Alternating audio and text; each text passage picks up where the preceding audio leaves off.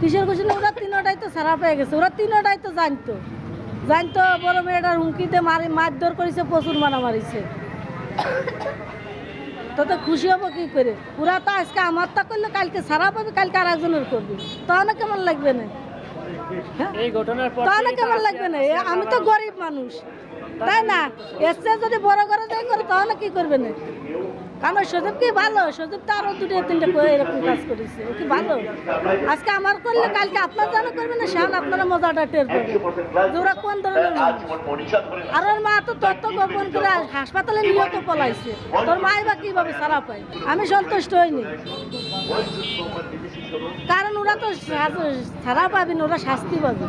কারণ ওরা যেভাবে করেছে, তথ্যগুলো গোপন করেছে, গুম করা সহযোগিতা করা বেশি গুলি। কোর্টে যে রায় দিয়েছে, এই রায়তে আমরা খুশি হইনি। কারণ সদীপ শেখ, রাতুল শেখ এবং হিটু শেখের ওয়াইফ, এরা তো তথ্যগুলো লুকাইছে, বা সদীপ আমাদের যে বড়ো মেয়েটা হামিদা, ওরে মারধর করছে, ওরে ভয়ভীতি দেখাইছে, এবং হলো ওই রাতুল আমার নিজেরে হুমকি দিয়েছে। আমি ফোন দিয়েছিলাম, আমার হুমকি দিয়েছে।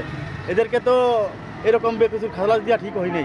আমাদের আশা ছিল যে সর্বোচ্চ শাস্তি যেটা, এটা হিটু শেখ পাইছে, কিন্তু যে আসলে প্রকৃত খুনের সাহায্য করছে, যে ধর্ষণের সাহায্য করছে, সেও কিন্তু সেম অপরাধী।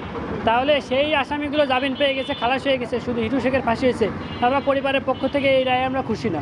তো হাইকোর্টের কাছে আমরা বিনীতভাবে আবেদন জানাচ্ছি যেন হাইকোর্ট এই রায়টা পুনর্বিবেচনা করে বা বাদ বাকি যেগুলো আসামি আছে তাদেরকেও যেন সর্বোচ্চ শাস্তির আওতায় আনা হয়।